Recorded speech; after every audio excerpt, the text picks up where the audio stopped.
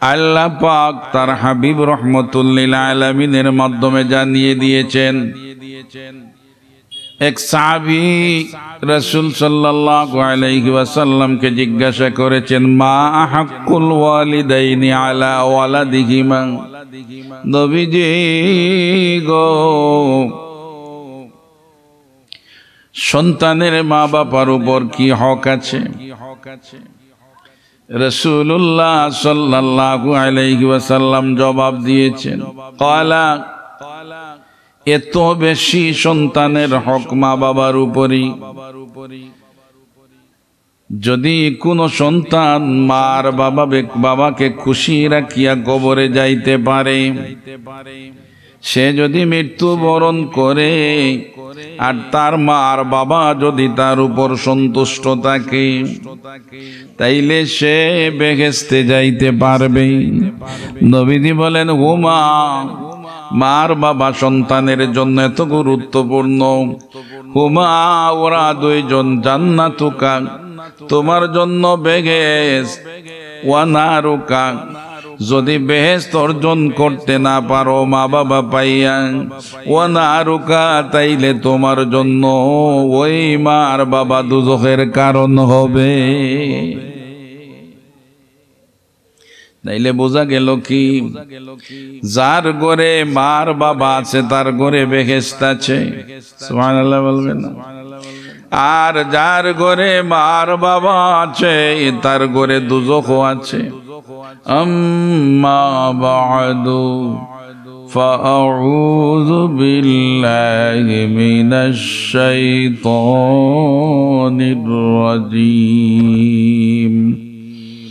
বিসমিল্লাহির রহমানির রহিম। وقضى ربك ألا تعبدوا إلا إياه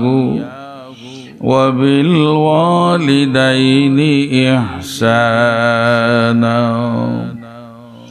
إما يبلغن عندك الكبر أحدهما أو كلاهما فلا تقل لهما أف ولا تنهرهما وقل لهما قولا كريما واخفض لهما جناح الذل من الرحمة وقل رب ارحمهما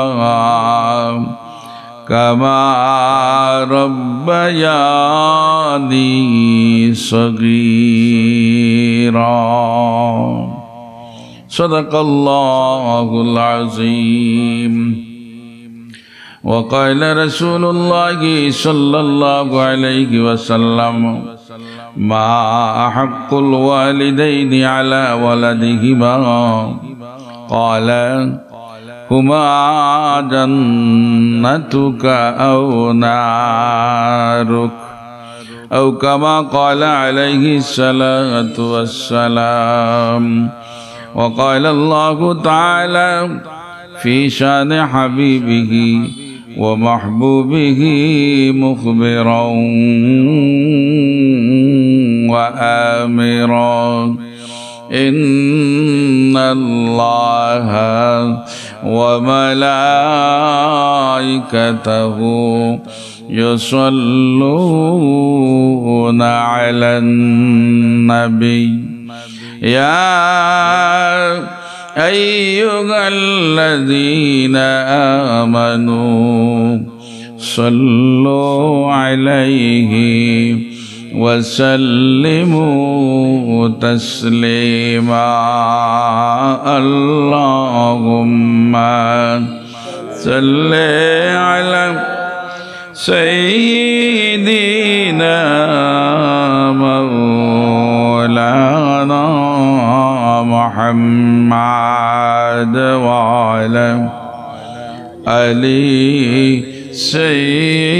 سيدنا مولانا محمد اللهم صل على سيدنا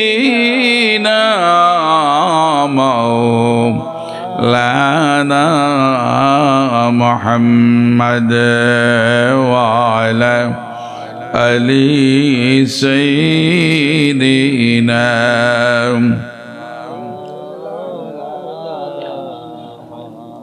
এই দুনিয়ার সবই থাকবে আমরা একদিন থাকব না এই দুনিয়ার সবই থাকবে আমরা একদিন থাকব না সবাই আমাদের ভুলে যাবে নবীজি আপনি ভুলবেন না আল্লাহুম্মা সাল্লি আলা সাইয়্যিদিনা মাওলানা মুহাম্মাদ ওয়া আলা আলি সাইয়্যিদিনা মাওলানা মুহাম্মাদ লা ইলাহা ইল্লাল্লাহু লা ইলাহা ইল্লাল্লাহু লা ইলাহা ইল্লাল্লাহু লা ইলাহা ইল্লাল্লাহ সুবহানাল্লাহ walhamdulillah la ilaha la ilaha illallah muhammadur rasulullah sallallahu alayhi wa sallam প্রথমে আমি বলি কোরআন শরীফে এই আয়াতে আল্লাহ কি বলেছেন আর হাদিস শরীফে কি বলেছেন কোরআন শরীফের আয়াতে আল্লাহ দুটো ইবাদতের কথা বলেছেন একটা হচ্ছে আল্লাহর ইবাদত বন্দেগী করা আর আরেকটা হচ্ছে মার বাবার প্রতি মেহেরবান হওয়া মার বাবার প্রতি দয়া প্রদর্শন করা আর হাদিসের যে টুকরায় আমি ছোট্ট একটা টুকরা তিলাওয়াত করেছি ওখানে আল্লাহ পাক তার হাবিব রাহমাতুল লিল আলামিনের মাধ্যমে জানিয়ে দিয়েছেন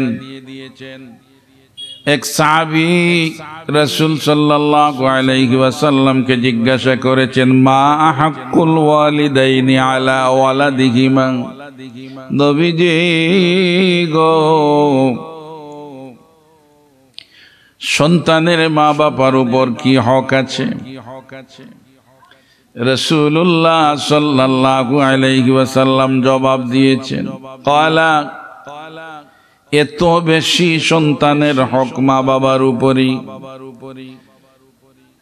যদি কোনো সন্তান মার বাবাকে খুশি রাখিয়া কবরে যাইতে পারে সে যদি মৃত্যুবরণ করে আর তার মার বাবা যদি তার উপর সন্তুষ্ট থাকে তাইলে সে বেহেশতে যাইতে পারবে নবীজি বলেন হুমা মার বাবা সন্তানের জন্য এত গুরুত্বপূর্ণ হুমা ওরা দুইজন জান্নাতুকা তোমার জন্য বেহেশত ওয়া নারুকা যদি বেহেশত অর্জন করতে না পারো মা বাবা পাইয়া ওয়া নারুকা তাইলে তোমার জন্য ওই মার বাবা দুজখের কারণ হবে নাইলে বোঝা গেল কি, যার ঘরে মার বাবা আছে তার ঘরে বেহেশত আছে, সুবহানাল্লাহ বলবেন না? আর যার ঘরে মার বাবা আছে তার ঘরে দুজখ আছে। আপনি আমি মা বাবা পাইয়া হয় দুজখটাকে আমরা নির্বাচন করিয়া নিব, আর না হয় বেহেশতটাকে আমরা নির্বাচন করিয়া নিব। ঠিক ঠিক। হাদিস শরীফে আসে, তিন জিনিসের দিকে চোখ মেলিয়া তাকাইলে আল্লাহ গুনাহ মাফ করে দে। কয় জিনিস? তিন জিনিস। এক জিনিস হইল পবিত্র কুরআন শরীফের দিকে তাকাইলে আল্লাহ পাক আপনার আমার গুনাহ মাফ করে দেন। সুবহানাল্লাহ। কোরআন শরীফের আলিফ অক্ষরটা জবান থেকে বের করলে শুধু গুনাহ মাফ হয় না, সাথে সাথে 10টা নেকি হইয়া যায়।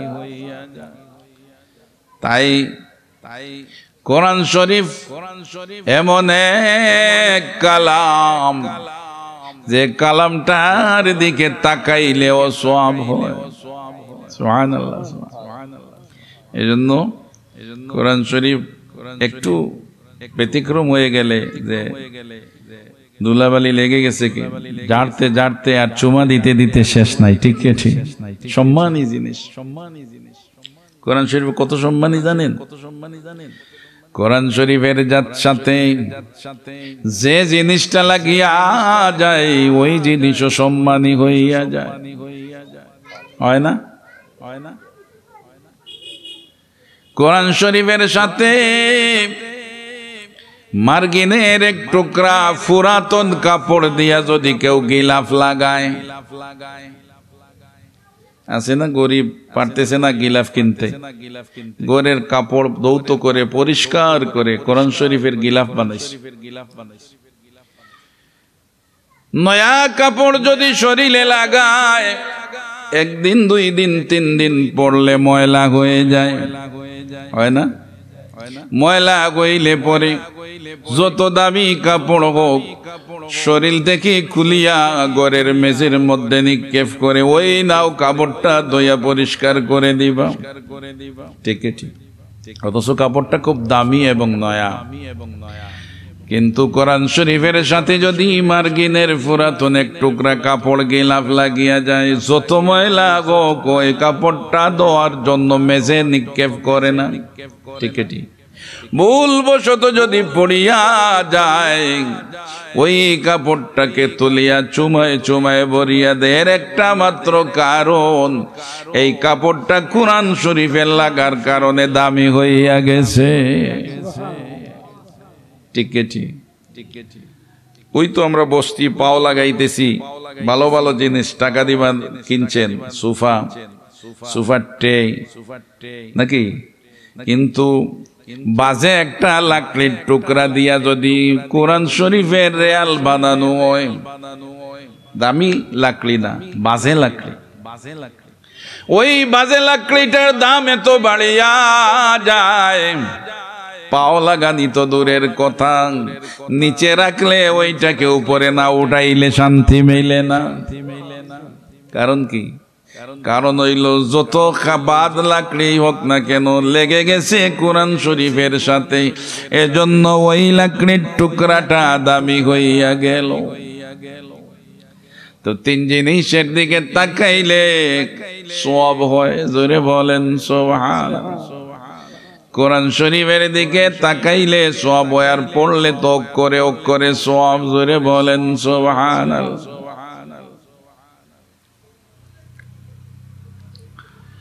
আসমান থেকে কেউ যদি চায় তার ঘরে ফেরেশতা আসুক, রহমতের ফেরেশতা,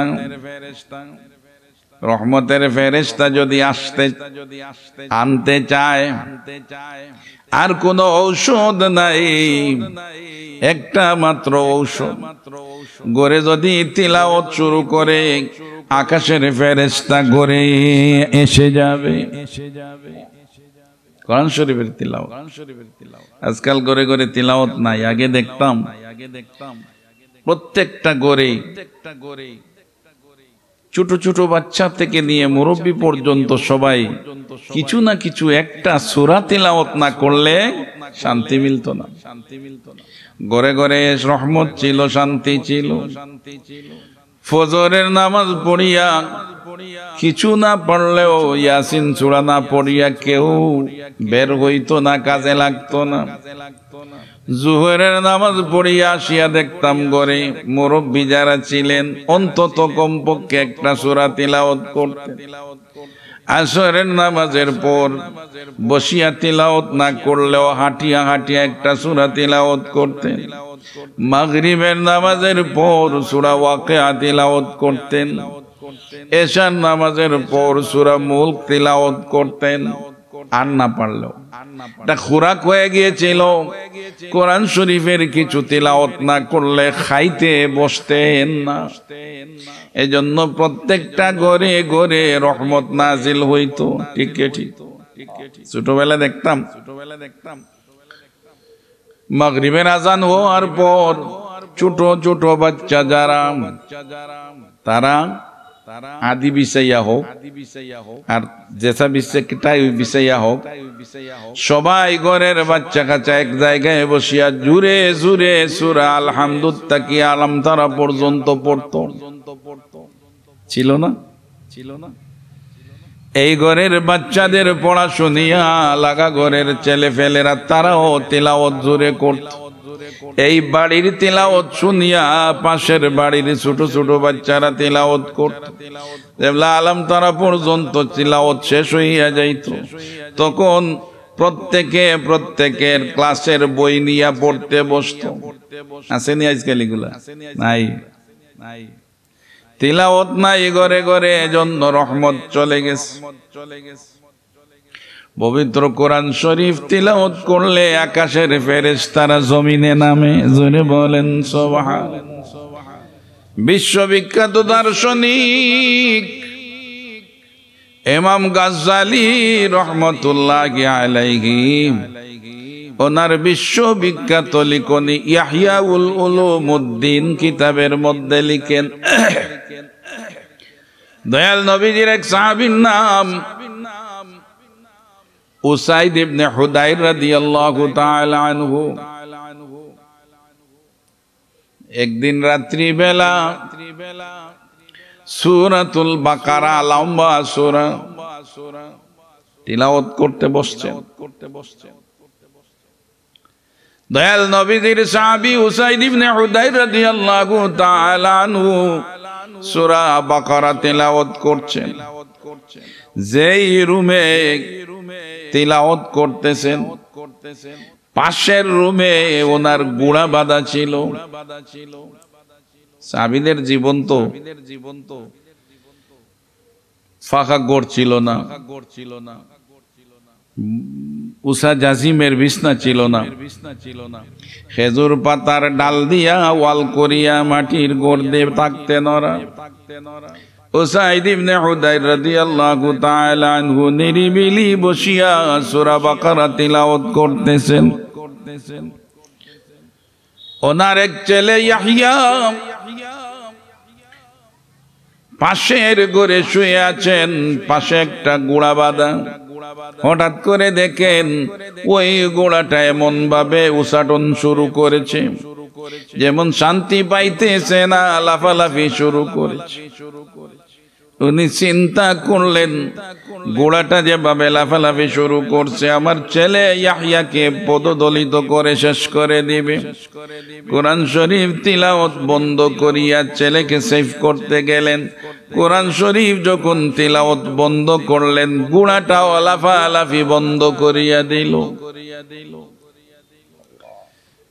হাদিস শরীফে আসে নবীজির সাহাবী হুদাইর রাদিয়াল্লাহু তাআলা আনহু রাতের অন্ধকারে ঘর থেকে উঁকি দিয়ে দেখেন বাইরে উপরের দিকে একটা ছায়ার মতো দেখা যায়, আর ছায়ার ভিতরে বাতির আলো দেখা যায় রিমঝিম রিমঝিম করে জ্বলতেছে। চিন্তা করেন কি এমন আবার তেলাওয়াত শুরু করেন, আবার গোড়ায় লাফালাফি করে, তেলাওয়াত শেষ বন্ধ করলে লাফালাফি বন্ধ করে, কোন রকমে রাত শেষ হইয়া ফজরের আজান হয়ে গেছে। হযরতে উযাইদ ইবনে হুদাইর রাদিয়াল্লাহু তাআলা আনহু, সাহাবীদের আদত ছিল কোন সমস্যা দেখা দিলে নবীজির কাছে না বললে তাদের ভালো লাগতো না। দৌড়াইয়া নবীজির কাছে গিয়ে বললেন, নবীজি গো, গত রাত্রে একটা ঘটনা ঘটে গেল। নবীজি বলেন, হুদাইর রে, কি ঘটনা ঘটলো? ঘটনাটা হলো এই, সূরা বাকারা আমি তিলাওয়াত করছিলাম, পার্শ্ববর্তী রুমে ছিল গুড়া বাদান, এমন ভাবে লাফালাফি শুরু করলো, আমার ভয় আসলো আমার ইয়াহইয়াকে পদদলিত করে মেরে ফেলবে। তিলাওয়াত বন্ধ করলাম, লাফালাফি বন্ধ হইয়া গেল। বাহিরে বের হইয়া দেখি একটা ছায়ার মতো ভিতরে জলমল জলমল করে আলো জ্বলে, যত সময় যায় নিচের দিকে আস। নবীজি বলেন, হুদাইর রে, ও হুদাইর, ওই যে ছায়ার মতো আলো জ্বলতে দেখছিল, ওরা ছিল আকাশের ফেরেশতা। তোমার তেলাওয়াত শুনিয়া তারা আকাশ থেকে নিচে নামতেছিল।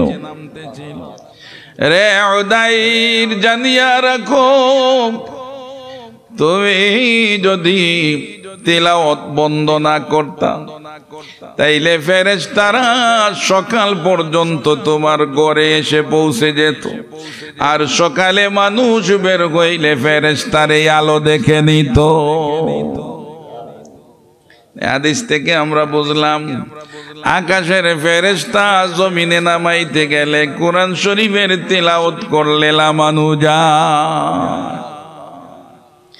এক নম্বর, কোরআন শরীফের দিকে তাকাইলে সওয়াব হয়, জোরে বলেন সুবহানাল্লাহ। দুই নম্বর, আরেকটা জিনিস, মক্কা শরীফে আল্লাহর একটা গোর আছে, কালো গোর। সুবহানাল্লাহ বলবেন। কালো গোর, আল্লাহর গোরের দিকে উমরায় যারা যান, হজে যারা যান, কিচ্ছু তেলাওয়াত পড়াশোনা দোয়া দরুদ না জানলেও, শুধু যদি আল্লাহর ঘরের দিকে চোখ মেলিয়া তাকাইয়া থাকে, তাইলে শরীরের গুনাহ জরিয়া জরিয়া পড়ে আর সওয়াব লেখা হয়। সুবহানাল্লাহ।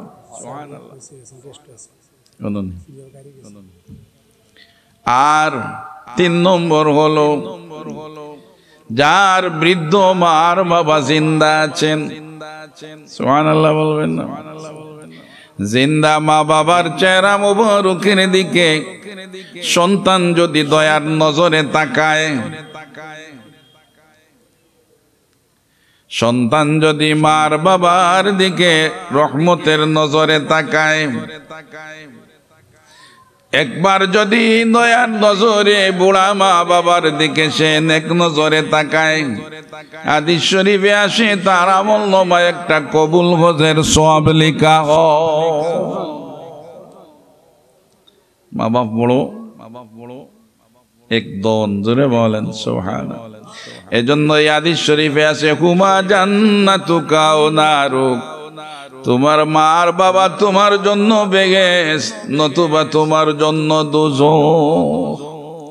অর্থাৎ মার বাবাকে যদি খেদমত করিয়া, সদাচরণ করিয়া, মা বাবার দোয়া নিয়া যদি মরতে পারো, মা বাবার সন্তুষ্টি নিয়া যদি থাকতে পারো, তাইলে গরো তোমার ঘরেই বেহেশত আছে। আর যদি মা বাবার বদদুয়া নিয়া থাকো, তাইলে তোমার মা বাবার বদদুয়ার কারণে তোমার ঘরে দোজখ হবে। আল জান্নাতু তাহতা আকদামিন উম্মাহাতিকুম।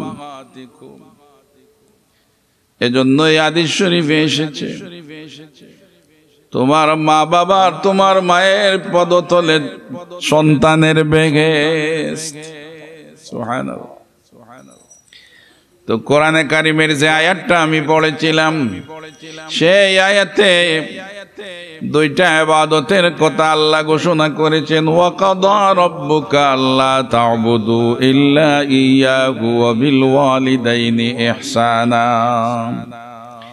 আল্লাহ এই আয়াতের প্রথম অংশে বলেন আল্লাহ তা'বুদু ইল্লাল্লাহ, ইবাদত হবে একমাত্র আল্লাহর, আল্লাহ ছাড়া আর কারো ইবাদত করা যাবে না। ইবাদতের মালিক কে? আল্লাহ। আল্লাহ তা'বুদু ইল্লা ইয়্যাহু ওয়া বিল ওয়ালিদাইনি ইহসানা, আল্লাহর ইবাদতের পরে মা বাবার প্রতি ইহসান করা লাগবে, দয়া করা লাগবে। জোরে বলেন সুবহান। সাহাবীরা বলেন ইয়া রাসূলুল্লাহ, ইয়া হাবিবাল্লাহ, আল্লাহর ইবাদত ছাড়া আর কারো ইবাদত করা যাবে না বুঝলাম, কিন্তু মা বাবার প্রতি ইহসান হবে কেমন? সুবহানাল্লাহ। ইম্মা ইয়াবলুগান্না ইনদাকাল কিবার আহাদুহুমা,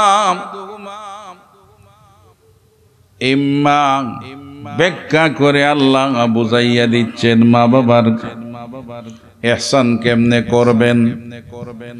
ইম্মা ইয়াবলুগান্না ইনদাকাল কিবার আহাদুহুমা, তোমার মা আর বাবা যদি মুরব্বী হইয়া যান, বার্ধক্যে উপনীত হইয়া যান, ইম্মা ইয়াবলুগান্না ইনদাকাল কিবারা, তোমার নিকটে তোমার মা বাবা যখন বার্ধক্যে উপনীত হবেন, বুড়া হয়ে যাবেন তোমার মা আর বাবা, ইনদাকাল কিবারা আহাদুহুমা আও কিলাহুমা, মা অথবা বাবা অথবা বাবা মা দুইজন তোমার নিকট যখন মুরব্বী হয়ে যাবেন, বার্ধক্য বয়স হয়ে যাবে, আও কিলাহুমা ফালা তাকুল লাহুমা উফফিন ওয়ালা তানহারহুমা, বুড়া মা বাবা যখন হবেন তখন ওই মা বাবার খেদমত করা তোমার উপর ওয়াজিব। সুবহানাল্লাহ। আল্লাহ পাক ব্যাখ্যা করে বলছে, বোঝা গেল মা বাবা বুড়া হইলে মুরব্বী হইলে খেদমত করা লাগবে। ঠিক ঠিক। এই আয়াতে আল্লাহ ব্যাখ্যা করে দিলেন বুড়া মা বাবার খেদমত করার জন্য। মা বাবার মধ্যে তো জুয়ানও আছে, আছে না? জোয়ান মা বাবা আছে না? জোয়ান মা বাবার কথা নাই, আছে বুড়া মা বাবার কথা। কেন? এর কারণ হলো এই জোয়ান মা বাবার খেদমত লাগে না, না লাগে? লাগে না। আর জোয়ান মা বাবার খেদমত যদি ছেলে না করি, কথা যদি না মানে, তাইলে জোয়ান মা বাবার শরীরে শক্তি আছে, ঠিক ঠিক, সাথে সাথে শাস্তি দিতে পারবে। কিন্তু মুরব্বী যদি হইয়া যান, প্যারালাইসিস রোগ যদি হইয়া যায়, মা বাবার শরীরে যদি মারাত্মক অসুস্থ হইয়া যায়, শয্যাশায়ী হইয়া যান, বিছনায় যদি শায়িত হইয়া যান, তখন কিন্তু ওই মা বাবাকে দেখার মতো আর কেউ নাই সন্তান ছাড়া, ঠিক ঠিক। এজন্য আল্লাহ পাক ব্যাখ্যা করে বলছেন, মুরব্বী যখন মা বাবা হইয়া যাবেন, তখন ওই মুরব্বী মা বাবার সেবা করা তোমার জন্য আরেকটা ফরজ। ঠিক ঠিক। বর্তমান অবস্থা বড় উল্টা। বুড়া মা বাবা হইয়া গেলে বৃদ্ধাশ্রমে পাঠাইয়া দেয়। ঠিক ঠিক। জোরে বলেন নাউজুবিল্লাহ। আমার শ্রীমঙ্গলে একটা বৃদ্ধাশ্রম বানানোর চেষ্টা চলছে। আমি বললাম বৃদ্ধাশ্রম নাই, ভালো আছে। বৃদ্ধাশ্রম যদি একটা বানান, উনি বৃদ্ধাশ্রম বানানোর নিয়ত করেছেন, এজন্য অনেক ছেলে মেয়েরা মা বাবার খেদমত করে না, যতন করে না। একটা বৃদ্ধাশ্রম বানাইলে সেখানে যদি পাঠাই দেয়, তে খেদমত করব, সওয়াব পাবে। ঠিক আছে এটা, কিন্তু নাই বৃদ্ধাশ্রমী বালা যদি একটা বানানো হয়, তাইলে যারা কষ্ট করেও মা বাবার কিছু খেদমত করে, তারাও বুঝবে বৃদ্ধাশ্রম আছে, দিয়া দেই। জোরে বলেন নাউজুবিল্লাহ। নাই এমনি বালাত একটা বানাইলে আরো সহজ হয়ে যায়। মা বাবা এমন একজন, মা বাবা যদি তোমার জন্য হাত বাড়াইয়া দোয়া করেন, ডাইরেক্ট কবুল হইয়া যায়। এটম বোমা মিস হইতে পারে, বোমা মিস হইতে পারে, মা বাবার দোয়া কখনো ফিরিয়া যায় না, বিফল হয় না। ঠিক ঠিক। এজন্য আমরা যারা মা বাবা পাইয়া অবহেলা করি, তাদের বড় দুর্ভাগ্য। ঠিক ঠিক, তাদের বড় দুর্ভাগ্য। যা পারেন মা বাবার খেদমত করে এই দুনিয়াতে সফলতা লাভ করতে হবে। ঠিক ঠিক। মা বাবা নেক দোয়া করলে যেমন কবুল হয়, বদ দোয়া করলেও তেমনি কবুল হইয়া যায়। আল্লাহর কাছে নেক দোয়া করলে ডাইরেক্ট আল্লাহর কাছে কবুল হয়, বদ দোয়া করলেও ডাইরেক্ট কবুল হইয়া যায়। এজন্য বদ দোয়ার থেকে বাঁচতে হবে। ঠিক ঠিক। নেক দোয়া যেমন কবুল হয়, বদ দোয়া যদি কবুল না হইতো তাইলে কতক্ষণ বাঁচা যাইতো যে বদ দোয়া করলে কবুল হয় না। ঠিক ঠিক। নেক দোয়াও কবুল হয়, বদ দোয়াও যেহেতু কবুল হয়, মা বাবার মনে কষ্ট দিলে মা বাবা দুঃখ পাইয়া আপনার আমার জন্য বদ দোয়া করে যাবেন, আর বদ দোয়া করে গেলে দুনিয়া আখিরাত বরবাদ হইয়া যায়। মার বদদুয়ার মধ্যে পড়লে নামাজও কাজে লাগে না, রোজাও কাজে লাগে না, দোয়াও কবুল হয় না, এমনকি মরার সময় কলিমাও নসিব হয় না। মার বদদুয়ার মধ্যে পড়লে। ঠিক ঠিক। দুনিয়ার মধ্যে যত ডাক আছে আদরের ডাক, মার মতো আদরের ডাক আর নাই। আছে মা বড় মজার ডাক।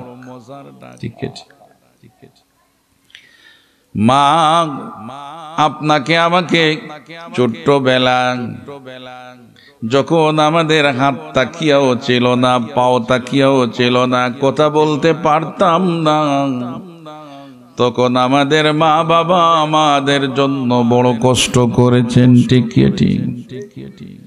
পেটে রাখি 10 মাস 10 দিন কষ্ট করেছেন, ঘুমাইতে পারেন না। ঠিক ঠিক। আবার 2.5 বছর 2 বছর 2.5-3 বছর আমাদের প্রস্রাব পায়খানা পরিষ্কার করেছেন। কথা বলতে পারতাম না, যখন খিদা লাগতো কান্না করতাম। যত কঠিন কাজেই মা থাকে না কেন, কান্নার আওয়াজ শুনলে সব কাজ ফেলে দিয়া কোলে নিয়া খাবার দিতেন। ধরে বলেন সুবহান। ওই মার সাথে আমরা কর্কশ স্বরে কথা বলি। আও কিলাহুমা ফালা তাকুল লাহুমা উফিন ওয়ালা তানহারহুমা। দমক দিয়া আমার সাথে কথা বলা নিষেধ। সুবহানাল্লাহ বলেন। আল্লাহ শিখাইয়া দিচ্ছে। মা বাবাকে আল্লাহ মা বাবার সাথে কেমন আচরণ করবেন আল্লাহ শিখাচ্ছেন। ওকুল লাহুমা কাওলান কারীমা। আমার সাথে নরম সুরে কথা বলতে হবে। মানুষ মুরব্বী হইয়া গেলে মন হইয়া যায় ছোট বাচ্চার মতো। ঠিক ঠিক। ছোট ছোট বাচ্চা আপনি যখন বাজারে যাবেন তখন বলবে বাবা আমার জন্য ওই জিনিস আনবা, ওই মজা আনবা, ওই মজা আনবা। মা বাবা যখন বৃদ্ধ হইয়া যান তখন ওই ছোট বাচ্চাদের মতো ওদের মন হইয়া যায়। ঠিক ঠিক। এজন্য আপনি আমি মার আবদারে বিরক্ত হইতাম না। আল্লাহ উফ শব্দ শিখাইয়া দিছেন যে মা বাবার ব্যাপারে এমন কোন শব্দ ব্যবহার করবা না, উফ শব্দ ব্যবহার করবা না, মনে কষ্ট নিবা না। যদি কষ্ট নেও তাইলে তোমার ইহকাল পরকাল বরবাদ হয়ে যাবে। তাফসীরের কিতাবের মধ্যেই ওয়াকাদা রাব্বুকা আল্লা তা'বুদু ইল্লা ইয়্যাহু ওয়া বিল ওয়ালিদাইনি ইহসানা। ওই আয়াতের তাফসীরের মধ্যে মুফাসসিরিন কেরাম লিখেন, আগ জবানার একটা ঘটনা লিখেন। আগ জবানা নবীজি পৃথিবীতে আসার আগে অন্যান্য নবীদের জমানার এক ঘটনা লিখেন। আল্লাহর এক বান্দা নাম হযরতে জুরাইজ রহমতুল্লাহি আলাইহি। আকজমা তো আল্লাহর ওলি হল ছিলেন, জোরে বলেন সুবহানাল্লাহ। ওলি আল্লাহরা এখন আছেন তো। আকজমানা তো পৃথিবীতে আল্লাহর ওলিরা ছিলেন, ইবাদত বন্দেগী করতেন। আসমানি আরো যে কিতাব ছিল তাওরাত, জবুর, ইনজিল, 104টার মধ্যে আরো 103টা কিতাব ছিল, কোরআন শরীফ শেষের কিতাব। সেই কিতাবগুলার বড় বড় আলিম ছিলেন, আল্লাহর ওলি ছিলেন। কিতাবের মধ্যে তাফসীরের কিতাবের মধ্যে আসে, আরো বিভিন্ন কিতাবে আসে। আগ জবানার এক আল্লাহর ওলি নাম হযরতে জুরাইজ রহমতুল্লাহি আলাইহি। হযরত জুরাইজ রহমতুল্লাহি আলাইহির কোনো ভাই বোন নাই, সংসার নাই, শুধু এক মা ছিলেন জিন্দা। মার এক ছেলে তো কত মায়া না। আল্লাহর ওলি জুরাইজ রহমতুল্লাহি আলাইহি মারে নিয়া থাকেন। আল্লাহর ওলি যারা তারা মানুষ থেকে বেশিরভাগ লুকাইয়া থাকতে চান, নিরিবিলি ইবাদত করতে ভালোবাসেন। একদিন মাকে ডেকে বলেন, মা গো মা, ভালো লাগে না গো মা, ইবাদত বন্দেগী করতে মন বসে না। তুমি যদি অনুমতি দেও তাইলে আমাদের বাড়ির পাশে একটা নির্জন জায়গা আছে, নিরিবিলি জায়গা। ওই নিরিবিলি জায়গায় একটা জুফরি বানাইয়া ছোট্ট করে একটা ইবাদতখানা ঘর বানাইয়া নিরিবিলি সেখানে আল্লাহকে ডাকবো। সুবহানাল্লাহ বলবেন। আল্লাহর ওলি তো আল্লাহরে ডাকার জন্য মার কাছে আবদার। মা বলেন, বাবা রে, তুমি আমার একমাত্র সন্তান, তুমি নিরিবিলি ঘর বানাইয়া নির্জন স্থানে যাইতে চাও, আমাকে তো তুমি বলে যাইবা। জুরাইজ রহমতুল্লাহি আলাইহি বলেন, মা গো ও মা, আমি তোমার একমাত্র সন্তান, আল্লাহকে খুশি রাজি করার জন্য, নিরিবিলি পরিবেশে ইবাদত করার জন্য জুফরি বানাইয়া যাইতে চাই। কেমনে বুঝলা তোমাকে আমি বলে যাব? কোনদিন তোমাকে বলবো না। মা বারবার বললেন, বাবা রে, দেখিও আমাকে যেন তুমি বলিয়া না যাও। সুবহানাল্লাহ বলবেন। অনুমতি দিলাম, যাও ইবাদত বন্দেগী করিয়া আসো। হযরত জুরাইজ রহমতুল্লাহি আলাইহি আল্লাহর ওলি নির্জন স্থানে গিয়া বসিয়া আল্লাহর ইবাদত বন্দেগী করেন। রাত্রি বেলা নামাজে সময় কাটাইয়া দেন। জোরে বলেন সুবহানাল্লাহ। আল্লাহর ইবাদত বন্দেগীতে যখন আল্লাহর ওলিরা মশগুল হইয়া যান, তখন দুনিয়াদারির কথা আস্তে আস্তে ভুলে যান। মার খবর নিতেন, দেখতেন, যাইতেন। যতদিন যায় আল্লাহর দিকে ওনার ধ্যান বেশি হইয়া যায়। বেশ কয়েকদিন চলে গেছে, মার খবর নিতে পারেন নাই, ইবাদত বন্দেগীর মধ্যে সময় কাটাইয়া দিচ্ছে। মা কিছুদিন পরে হঠাৎ করে মনে হইল আমার ছেলে তো আমাকে বলে গেছে, বেশ কয়েকদিন হয়ে গেল আসে নাই। একদিন মা বাড়ির থেকে বের হইয়া হযরতে জুরাইজ রহমতুল্লাহি আলাইহি রাস্তায় গিয়া দেখেন দরজা বন্ধ। হযরতে জুরাইজ রহমতুল্লাহি আলাইহি নামাজে দাঁড়াইছেন আর দাঁড়াইয়া তিলাওয়াত করতেছেন। জোরে বলেন সুবহান। হযরত জুরাইজ রহমতুল্লাহি আলাইহি নামাজে, মা গিয়া জুরাইজের হুজরার দরজায় টোকা মারেন, ডাক দেন, বাবা জুরাইজ রে, ও বাবা জুরাইজ দরজা খুলো। মা ডাকতেছেন ছেলের দরজা, বাবা জুরাইজ রে, ও বাবা জুরাইজ দরজা খুলো রে বাবা, তোমার মা আসছে। এক ডাক, দুই ডাক, তিন ডাক দিলেন। তিন ডাক দেওয়ার পরে যখন দরজা খুললেন না, তখন মার মনে বড় দুঃখ এসে গেল। রে বাবা,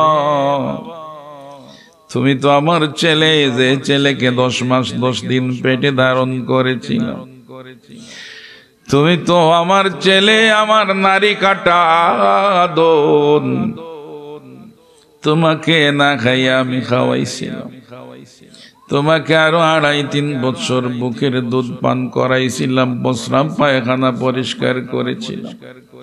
আজকে তুমি ওলি হইয়া গেছো, তোমার মার কথা বলিয়া গেছো। তুমি মনে মনে আমি বুড়া বেঠির চেহারা দেখলে তোমার গুনাহ হয়ে যাবে, তাই তো দরজা খুলছো না।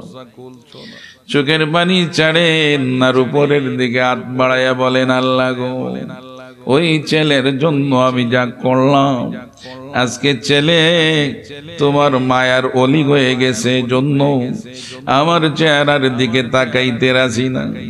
আল্লাহ গো, আমি বদদুয়া দিলাম, খারাপ কোন মহিলার চেহারা না দেখাইয়া আমার ছেলেরে তুমি ছাড়িও। নাউজুবিল্লাহ বলবেন। হযরতে জুরাইজ রহমতুল্লাহি আলাইহি নামাজে দাঁড়াইছেন। আল্লাহ মায়ার বান্দা তো, যারা আল্লাহর ওলি তারা নামাজে দাঁড়াইলে ডান বাম সব বলে যায়। লম্বা একটা সূরা তিলাওয়াত শুরু করেছেন। মজা লাগে, আল্লাহর দিয়ানে মজে যাওয়ার কারণে, তিলাওয়াতে মজা লাগার কারণে উনি চিন্তা করলেন যে মার ডাকে তো সাড়া দিব, সূরাটা শেষ করিয়া নামাজটা শেষ করিয়া দে। আল্লাহর ওলি তো, কিন্তু আর উনি কি অন্যায় করেছিলেন? অন্যায় করেন নাই, উনি নামাজে দাঁড়াইছে। তবে আশরাফ আলী থানভী রহমতুল্লাহ আলাইহির একটি কিতাবে আমি দেখলাম যে হযরত জুরাইজ রহমতুল্লাহি আলাইহির ফিকহি জ্ঞান, মাসলা মাসাইলের জ্ঞান ছিল কম। উনি আল আবিদ ছিলেন, আল্লাহওয়ালা ছিলেন, তো মাসলা মাসাইলের জ্ঞান ছিল কম। কারণ যদি সাহাবীরা ফরজ নামাজে দাঁড়াইতেন আর দয়াল নবীজি যদি ডাক দিতেন, তো ফরজ নামাজের চাইতে আল্লাহর রাসূলের ডাকের দাম বেশি। ভাঙ্গিয়া আল্লাহর রাসূলের ডাকে সাড়া দিতেন। জোরে বলেন সুবহান। বহু ঘটনা আছে। হযরত আবু বকর সিদ্দিক রাদিয়াল্লাহু তাআলা আনহু ইমামতি করতেছেন, দয়াল নবীজি পিছনে চলে গেছেন, উনি পিছনে চলে এসে নবীজিকে সামনে দিয়ে দিয়েছেন। নামাজও তো ফরজ। জোরে বলেন সুবহান। আর ফিকহি মাসাইল হইল, মার বাবা যদি সন্তানকে ডাক দেন আর সন্তান যদি নফল নামাজে থাকে, নফল, তাইলে নফল ইবাদতের চাইতে মার বাবার ডাকের দাম বেশি। চিন্তা করেন, নামাজের চাইতে মা বাবার ডাকের দাম বেশি।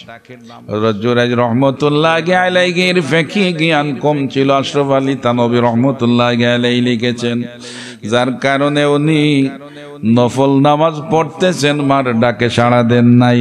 তাই মা বুঝেন নাই, উনি উল্টা বুঝে গেছেন যে আমার ছেলে আমার দিকে তাকাবে, জন্য দরজা খুলে নাই। তাই বদদুয়া দিয়েছেন, আল্লাহ খারাপ মহিলার চেহারা না দেখাইয়া আমার ছেলেরে তুমি ছাড়িও না। ডাইরেক্ট কবুল হয়ে গেছে, দেরি হয় নাই। কিছুদিনের ভিতরেই ওই নির্জন এলাকার আশেপাশে একটা খারাপ মহিলার সাথে একটা খারাপ ছেলের মিলন হয়ে গেছে। নাউজুবিল্লাহ বলবেন।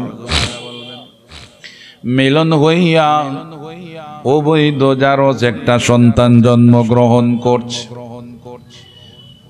তখন এলাকার মানুষ হইচই শুরু করেছেন। ওই মেয়েটার মা বাবা ভালো ছিল, মেয়ের বিবাহ হয় নাই, সন্তান কোথায় পেল? নিশ্চয় কোন কাণ্ড ঘটাইছে, নতুবা এই সন্তান পাওয়ার কথা না। সুতরাং ওই মেয়ের এই বিষয়ে যদি এলাকার মুরব্বীরা বিচার না করেন, তাইলে এক মেয়ের গুনার কারণে এলাকার মানুষের সব গজবে ধ্বংস হয়ে যাবে। আগে এমন ছিল তো, আজকাল এগুলা নাই, বিচার উঠে গেছে। ছোটবেলা বহুত দেখছি, এলা কাণ্ড ঘটলে জুতার মালা দিতেন, 100টা দুররা দিতেন, আর কত কি করতেন, মাথার চুল কামাইয়া দিতেন। আজকাল এগুলা উঠে গেছে। এলাকার মানুষ পরামর্শ করলেন, ওই মহিলাটা বাচ্চা কোথায় পাইল, এর বিচার করা লাগবে। তারিখ করেছেন আগামী দিন এর বিচার হবে।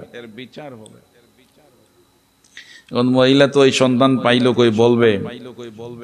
যে ছেলে কাণ্ড ঘটাইছে, রাখাল ছেলে, সে দেখছে, চিন্তা করে আর উপায় নাই। আগামীকালকে যখন ওই মহিলা আমার নাম বলবে, তখন তো এলাকার মানুষ খুব ফায়ার হবে, আমার উপর বিচার হবে, আমাকে দুর্রা মারবে, উপায় নাই। রাতের অন্ধকারে ওই মহিলার কাছে গিয়া বলে, রে আল্লাহর বান্দি, কালকে তো বিচার হবে, তোমার উপায় নাই, আমার উপায় নাই, কি করা যায়? মহিলা বলে, কিচ্ছু করার নাই, সত্যটুকু আমি বলবো। ছেলে বলে, সত্য যদি বলো তোমারও গর্দান যাবে, আমারও গর্দান যাবে, বাঁচা যাবে না। তাইলে কি করা যাবে? বলে, আমি একটা বুদ্ধি বাহির করছি, তুমি যদি মানো তুমিও বাঁচবা, আমিও বাঁচবো। নাউজুবিল্লাহ বলবেন। কি বুদ্ধি? বুদ্ধিটা হলো এই, ওই যে নির্জন স্থানে একটা জুফরি বানাইয়া এই যুগের ওলি জুরাইজ রহমতুল্লাহ আলাইহি আল্লাহ আল্লাহ করেন। সমস্ত এলাকার মানুষ হযরত জুরাইজ রহমতুল্লাহ আলাইহি কে সম্মান করে। আল্লাহর ওলি হলে তো সম্মান করেই। সবাই জানে আল্লাহর মায়ার বান্দা। কালকে যখন এলাকার মানুষ তোমাকে ডাকাবে, যখন বলবে, রে আল্লাহর বান্দি, তোমার মাও ভালো, বাবাও ভালো, তুমি এই কাণ্ড কেমনে ঘটাইলে? তখন যদি তুমি আমার নাম না বলিয়া ওই পীর সাহেবের নাম বলো যে এই ঘটনাটা পীর সাহেব ঘটাইছেন, তাইলে তোমাকেও সবাই মাফ করে দিবে, তুমিও রেহাই পাবে, আমিও বেঁচে যাব। আর আল্লাহর ওলিকে সবাই সম্মান করে, উনারও কেউ ক্ষতি করবে না। নাউজুবিল্লাহ বলবেন। দেখেন কিভাবে মার বদদুয়া প্রতিফলিত হইতেছে। পরের দিন যখন 40 বসলো, মহিলাকে ডাকা হলো, জিজ্ঞাসা করা হলো, রে আল্লাহর বান্দি, তুমি কাণ্ড কেমনে ঘটাইলা, সত্য সত্য বলো। মহিলা বলে, ওই সন্তান আমার পীর সাহেবের সন্তান। জোরে বলেন নাউজুবিল্লাহ। এখন তো সবাই আশ্চর্য হয়ে গেছে। আল্লাহর ওলি জুরাইজ রহমতুল্লাহ আলাইহি জীবনে কোনো বেগানা মহিলার দিকে তাকাইতে দেখি নাই, আর ও বলছে ওই পীর সাহেবের কাণ্ড। স্তব্ধ হয়ে গেছেন, একবারে পাথর হয়ে গেছেন। কি করবে? কিছু উত্তম মাধ্যম দিয়া পীর সাহেবকে বলে, ধ্যান করা লাগবে না যে কাণ্ড ঘটাইছেন আমাদের সাথে আসো। আল্লাহর ওলি তো তাদেরকে বলেন, তোমরা কেন আমার সাথে বেয়াদবি করতেছো? উনি তো কিচ্ছু জানে না, মার বদুয়া যে হইছে এইটা। উনি বলেন, কি হইছে আমাকে ভাঙ্গিয়া বলো। বলে যে কাণ্ড ঘটাইছেন সেখানে না গেলে বলা যাবে না। উনি বলেন, কোনো কাণ্ড ঘটাই না, জোরপূর্বক নিয়ে আইস। আসার পরে আল্লাহর ওলির চোখ দিয়া পানি পড়ে আর কান্দেন, আল্লাহ গো আমাকে বাঁচাও। তারা জিজ্ঞাসা করেন, আপনি যে কাণ্ড ঘটাইছেন? বলে, না এসব আমি করি নাই। আল্লাহর কাছে কান্দেন, বুক বাসাইয়া কান্দেন। মার যে বদুয়া, মাঝে বলছিলেন ওই খারাপ মহিলার চেহারা না দেখাইয়া ছাড়িও না। মুরব্বীরা তো মানেন না, কারণ মহিলা বলছে, ওই যে মা বলছেন ওর চেহারা না দেখাইয়া ছাড়তা না। তারা বলে না, ওই মহিলার চেহারার দিকে তাকাইয়া বলেন আপনি এই কাজ করেন নাই। উনি জীবনে কোনদিন বেগানা মহিলার দিকে চোখ তুলা মারি তাকান নাই। কেমনে তাকাবেন? শেষ পর্যন্ত মার বদুয়াটা পূর্ণ হওয়ার জন্য তারা ওনার চেহারা ওনার দিকে তাকাইল, মুখ উঁচু করে যখন তাকাইছে, আল্লাহর আরশে আজিম থেকে বরদাস্ত করে নাই মার বদুয়া যখন প্রতিফলন হইছে। ওই মহিলার কুলের সন্তান জবান খুলে গেছে। জোরে বলেন সুবহানাল্লাহ। এতক্ষণ আল্লাহর ওলির পক্ষে কেন জবান খুললো না? মার বদুয়াটা পুরা হওয়ার জন্য জবান খুলে গেছে। ওই বাচ্চার কুলের সন্তান জুড়ে জুড়ে বলতে শুরু করলো, রে এলাকার মুরব্বিয়ানে কেরাম, খবরদার আল্লাহর ওলির সাথে বেয়াদবি করিও না। উনি আমার বাবা না, ওই রাখাল আমার বাবা। সুতরাং শেষ পর্যন্ত তারা আল্লাহর ওলির কাছে ক্ষমা চাইল এবং তান জুফরিরে আরো সুন্দর করে ঘর বানাইয়া দিল, ইবাদত বন্দেগী করলেন। আর ওই মহিলার রাখাল ছেলের শাস্তি হলো।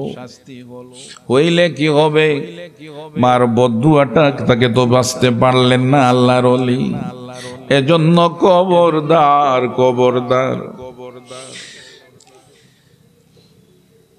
20-22 বৎসর পর্যন্ত মার অনুগত চলিয়া যখন মা বাবার মনে বড় শখ একটা ছেলের বউ আনবো, এই 20-22টা বছর কষ্ট করে রান্না বান্না করে খাওয়াইলাম। গড়ে বউ আসলে কয়টা দিন বুড়া অবস্থায় ছেলের বউ রান্না বান্না খেয়ে মরবো। কিন্তু বউ আসার পরেই দেখা যায় বউর কথায় কথায় মাকে ছেলেও বলিয়া যায়। বেশি দিন যায় না, মা বাবাকে একা রাখিয়া আলাদা হইয়া যায়। হয় না?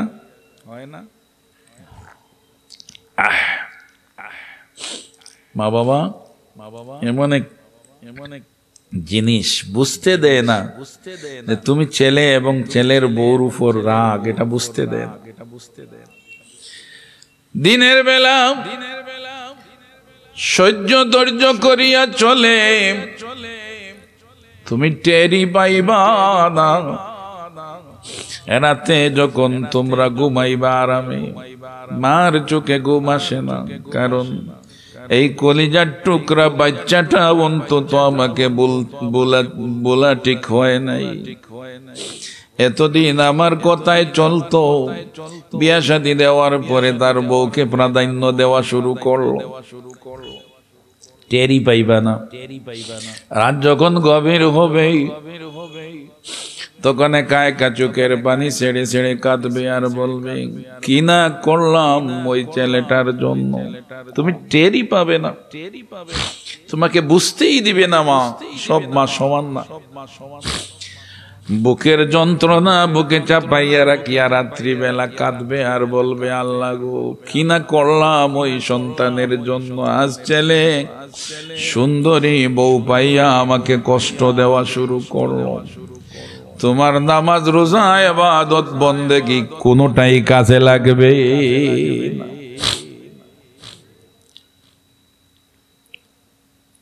এজন্য খুব সাবধান, খুব সাবধান, খুব সাবধান। সময় শেষ হয়ে গেছে, বেশি কথা আর লম্বা করা যাবে না। দয়ার নবীজির আরেক সাহাবীর কথা হাদিস শরীফে পাওয়া যায়। এক সাহাবীর নাম হযরতে আলকামা রাদিয়াল্লাহু তাআলা আনহু। দয়াল নবীজির সাহাবী, মার মনে কষ্ট দিয়েছিলেন, যার কারণে সরকাতের সময় কলিমা বের হয় না। শত চেষ্টা করিয়াও জবান থেকে কলিমা বের হচ্ছে না। দয়াল নবীজির সাহাবী কোনদিন নামাজে কক্ত কাজা করেন নাই, সুবহানাল্লাহ বলবেন। তাহাজ্জুদ পড়তেন, ইবাদত বন্দেগী করতেন। শুধু একটা সমস্যা, ওনার স্ত্রীর কথায় মাকে আঘাত করেছিলেন। সরকাতের সময়ে কলিমা যখন নসিব হইতেছে না, জবান থেকে বের হইতেছে না, আলকামার স্ত্রী দয়াল নবীজির কাছে সংবাদ পৌঁছালেন, নবীজি গো, আপনার সাহাবী আলকামার জবান থেকে কলিমা নসিব হইতেছে না। হাদিস শরীফে আসে, দয়াল নবীজির জলিল কদর 4 জন সাহাবীকে পাঠালেন, যাও তো দেখো আমার আলকামার কি হইল, কেন কলিমা নসিব হয় না। হযরতে আলী রাদিয়াল্লাহু তাআলা আনহু, হযরতে সালমান ফারসি রাদিয়াল্লাহু তাআলা আনহু, হযরতে বেলাল রাদিয়াল্লাহু তাআলা আনহু, হযরতে আম্মার রাদিয়াল্লাহু তাআলা আনহু, 4 জন সাহাবীকে নবীজি পাঠাইলেন, যাও তো আমার আলকামার কি হইল, কেন জবান দিয়ে কলিমা বের হচ্ছে। 4 জন সাহাবী গিয়া হযরতে আলকামা রাদিয়াল্লাহু তাআলা আনহুর বাড়িতে গিয়া শত চেষ্টা করলেন, আলকামার জবান থেকে কলিমা বের হয় না। সিরাতের কিতাবের মধ্যে আসে, হযরতে আলী রাদিয়াল্লাহু তাআলা আনহু বললেন হযরত বেলাল রাদিয়াল্লাহু তাআলা আনহুকে, বেলাল রে, ও বেলাল, তুমি নবীজির কাছে যাও, গিয়া বলবা আমরা শত চেষ্টা করিয়াও আলকামার জবান থেকে কলিমা বের করতে পারছি না। নবীজি তো এমন নবী যিনি মানুষের বাহ্যিকও ডাক্তার, ভিতরেরও ডাক্তার, কি রোগ ভিতরে আছে সেটাও বলতে পারতেন। যারা বলেন সুবহানাল্লাহ।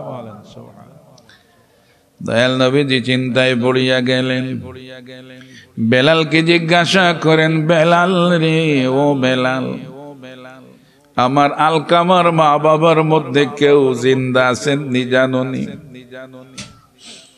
বেলাল রাদিয়াল্লাহু তাআলা আনহু বলেন, নবীজি গো, শুনেছি আলকামার মা নাকি জিন্দা আছেন, তবে আলকামা রাদিয়াল্লাহু তাআলা আনহুর বাড়িতে নাই, অন্য জায়গায় ওনার মা থাকেন। জোরে বলেন সুবহানাল্লাহ।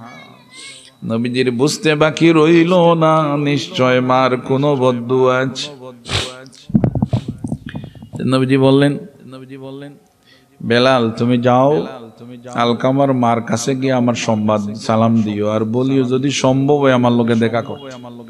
সুবহানাল্লাহ। আজানের টাইম মনে হয়ে গেছে, আমি আর লম্বা করছি না। শেষ পর্যন্ত হযরত আলকামা রাদিয়াল্লাহু তাআলা আনহার মা নবীজির সংবাদ পাইয়া যখন আসলেন, নবীজি জিজ্ঞাসা করেন, আলকামার মা গো, তোমার ছেলের আমল কেমন ছিল? আলকামার মা বলেন, নবীজি গো, আমার ছেলে তো আপনার সাহাবী, আমার চাইতে আপনি আমার ছেলের আমল সম্বন্ধে বেশি জানেন।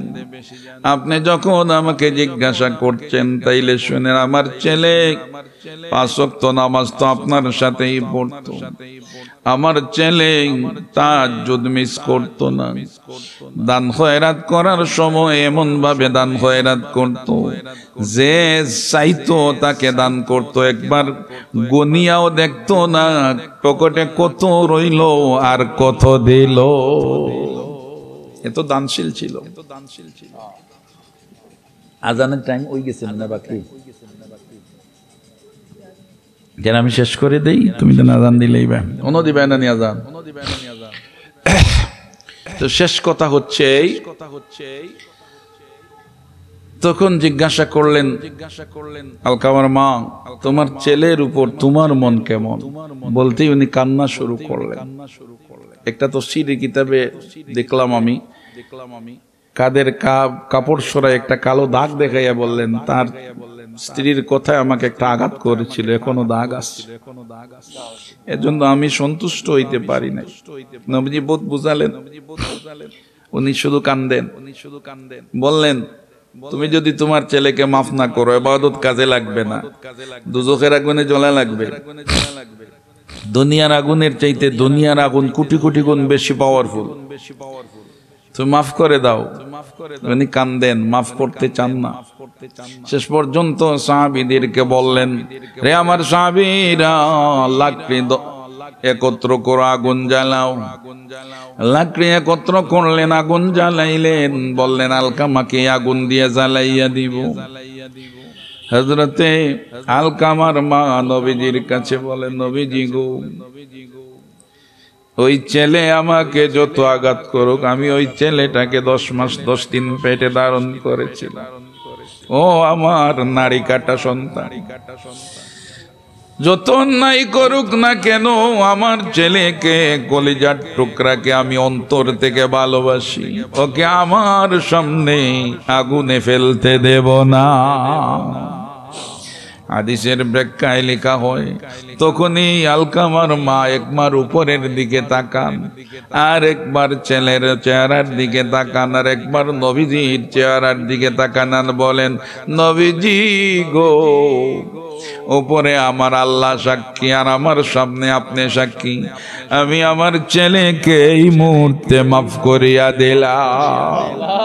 বেলাল রাদিয়াল্লাহু তাআলা আনহু বলেন, যখন ওই মহিলার জবান থেকে আমার ছেলেকে মাফ করে দিলাম শব্দটা বের হইল, আমি দৌড় মারলাম যে এতক্ষণ যার জবান থেকে চেষ্টা করেও কলিমা বের হচ্ছে না, তার জবান থেকে কলিমা বের হচ্ছে কিনা। আমি দৌড়ে আলকামার বাড়ির নিচে থাকতে আওয়াজ শুনলাম, উনি চিৎকার দিয়া পড়তেছেন, লা ইলাহা ইল্লাল্লাহু মুহাম্মাদুর রাসূলুল্লাহ সাল্লাল্লাহু আলাইহি ওয়াসাল্লাম। সুতরাং মার বদদুয়ায় কালিমা বন্ধ হইয়া যায়, ইবাদত বন্দেগী ধ্বংস হয়ে যায়, শেষ হয়ে যায় যদি মা বাবার বদদুয়া নিয়ে মরতে পারেন। এজন্য আমি এই আয়াতের আলোকে যে দুইটা ঘটনা বললাম মাথায় রেখে, আমার মাইকের আওয়াজ যতদূর পর্যন্ত যাচ্ছে, যারা যারা শুনছেন, বক্তা শ্রোতা সবাই যেন, যার মা বাবা বৃদ্ধা অবস্থায় আছেন, তাদেরকে যেন আমরা খেদমত করতে পারি এবং তাদের কাছ থেকে দোয়া নিয়ে পৃথিবীর থেকে বিদায় নিতে পারে, সেই তৌফিক যেন আল্লাহ আমাদেরকে দান করেন। ওমা তৌফিক ইল্লা বিল্লাহ। সবাই আমিন বলুন। আর লম্বা করছি না যেহেতু আজানের টাইম। ওমা আলাইনা ইল্লাল বালাগ। সাল্লাল্লাহু আলা সাইয়্যিদিনা ওয়া মাওলানা মুহাম্মদ ওয়া আলা আলিহি ওয়া আসহাবিহি ওয়া সাল্লাম। এখনো যারা আপনারা আসেন নাই, দেরি না করে চলে আসুন, কারণ আমাদের কাঙ্ক্ষিত মেহমান সুবানীঘাটের প্রিন্সিপাল সাহেব হুজুর ফুলতলি সাহেব কিবলার সুযোগ্য সন্তান, উনি এসে গেছেন মাগরিবের পরেই, রেস্টে আছেন, দেরি হবে না, খুব দ্রুত উনি চলে আসবেন। আপনারা এর আগে যদি না আসেন তাইলে এলাকার বদনাম হবে, এই মাহফিলের বদনাম হবে। খুব দ্রুত গতিতে আপনারা চলে আসুন। আল্লাহ পাক সবাইকে আসার জন্য তৌফিক দান করেন। সবাই আমিন বলুন। আল্লাহুম্মা আমিন। রব্বানা তাকাব্বাল মিন্না ইন্নাকা আনতাস সামিউল আলিম ওয়া তুব আলাইনা ইন্নাকা আনতাত তাওয়াবুর রহিম। আল্লাহ তোমার বান্দারা বিশেষ করে এই মসজিদের ইমাম সাহেব সহ আয় আল্লাহ তোমার বান্দারা প্রতি বছর বড় কষ্ট করিয়া এই মাহফিলকে সাজায় গো আল্লাহ। এক এক করে ৮ম বছর চলছে। তোমার বান্দাদের এই পরিশ্রমের ফসল আজকের মাহফিলকে প্রথম থেকে শেষ পর্যন্ত তুমি কবুল আর মঞ্জুর ফরমাও। আয় আল্লাহ, যে মেহমানদেরকে দাওয়াত করেছেন সবাইকে সঠিক সময়ে আসিয়া মাহফিলকে আয় আল্লাহ সুষ্ঠুভাবে মাহফিলটা আয় আল্লাহ সফলতা হওয়ার মতো তৌফিক যেন তুমি দান করিয়া দিও। তাদের মনের আশা অনেক আশা তুমি পূর্ণ করে দিও রব্বুল আলামিন। আল্লাহ অত্র এলাকার যত কবরের বাসিন্দা মুর্দেগান সবাইরে তুমি মাফ করে দাও আল্লাহ। আমাদের দুঃখিনী মা বাপ যাদের কবরের বাসিন্দা, আমরার মা বাবার কবর বেহেশতের বাগান বানাইয়া দাও। জিন্দা মা বাবার নেকায়াতে তৈবা নসিব ফরমাও আল্লাহ। তোমার বান্দারা কে কোন নিয়ত করিয়া হাত বাড়ালেন তোমার জানা আছে গো আল্লাহ। কোন বান্দাকে আজ খালিয়াতে ফেরত দিও না। প্রত্যেকের নিয়ত অনুযায়ী মোনাজাত তুমি কবুল ফরমাও। আমাদের পক্ষ থেকে অসংখ্য গণিত দরুদ আর সালামের হাদিয়া সোনার মদিনায় জিন্দা নবীজির রওজা তরে পৌঁছাইয়া দাও। জীবনে বারবার হারামাইন শরীফাইনের জিয়ারত নসিব ফরমাও। নবীজির খাতিরে আমাদের মোনাজাত কবুল ফরমাও। বহু বিমারি আছেন, অসুস্থ মানুষ আছেন, অনেকে দোয়ার দরখাস্ত করেন। যত বিমার আর বিমারি আছে দারু শিফাত থেকে শিফায়ে কুল্লি আজিলা ইনায়াত ফরমাও। ওয়াসসালামুন আলাল মুরসালিন ওয়ালহামদুলিল্লাহি রাব্বিল আলামিন। আমিন আমিন।